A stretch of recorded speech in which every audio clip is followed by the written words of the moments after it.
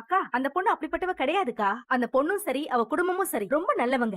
என்னமோ எனக்கு தோணுனதை நான் சொல்லிட்டேன். அதுக்கப்புறம் உங்க விருப்பம். அது மட்டும் இல்லக்கா, நாம இப்ப தனியா தொழில் ஆரம்பிக்கணும்னா அதுக்கு ஏகப்பட்ட முதல் போடணும். அதுவும் இல்லாம கடையை பாத்துக்க ஆள் வேற வேணும். பிசினஸ் பண்றதுங்கிறது சாதாரண விஷயம் கிடையாது. அதுவே இன்னொருத்தரோட சேர்ந்து ஆரம்பிக்கும் போது பாதி முதல் அவங்களும் போடுவாங்க. கடையை பாத்துக்கிறதுல அவங்களும் அவங்களோட பங்களிப்பை கொடுப்பாங்க. இதுல எல்லாருமே சேர்ந்து முன்னேறலாம்க்கா. அதனாலதான் நாங்க பார்ட்னர்ஷிப்ல ஆரம்பிக்கிறோம். வேற ஒண்ணும் இல்லக்கா. அண்ணே நீங்க எதுக்கும் கவலைப்படாதீங்க. ஆனந்தி ரொம்ப தங்கமான பொண்ணு. அவங்க குடும்பத்துல இருக்கிற எல்லாருமே தங்கமானவங்க தான். எல்லா விஷயத்திலயும் அவங்க ரொம்ப நாணயமாவும் நேர்மையாவும் நடந்துப்பாங்க. என்னமோ தம்பி, நான் சொல்றது சொல்லிட்டேன். அதுக்கப்புறம் உங்க இஷ்டம். வாடி. அண்ணே டேய் ஆனந்தா, என்னடா இது? விடுங்க சித்தப்பா, நீங்க சொல்ற மாதிரி ஆனந்தி ரொம்ப நல்லவங்க. மாப்ள, நான் கூட டாக்டர் உன்னை தறியில வேலை பார்க்க கூடாதுன்னு சொன்னதுக்கு அப்புறம் உன்னால தறிக்கே வர முடியாது, என்ன செய்ய போறேன்னு நினைச்சிட்டு இருந்த மாப்ள. ஆனா இந்த textile company idea super idea மாப்ள.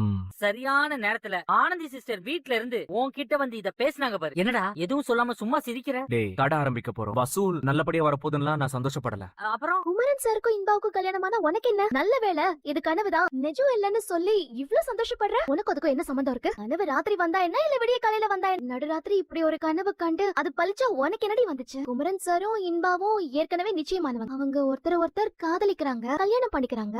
இதுல நீயே அவங்க கல்யாணம் நடக்குது நடக்கலன்னு நினைச்சு இப்படி பதட்டமாயிட்டு இருக்க ஆனந்தி. இது பாரு, தேவையில்லாம எதையும் யோசிச்சுட்டு இருக்காது.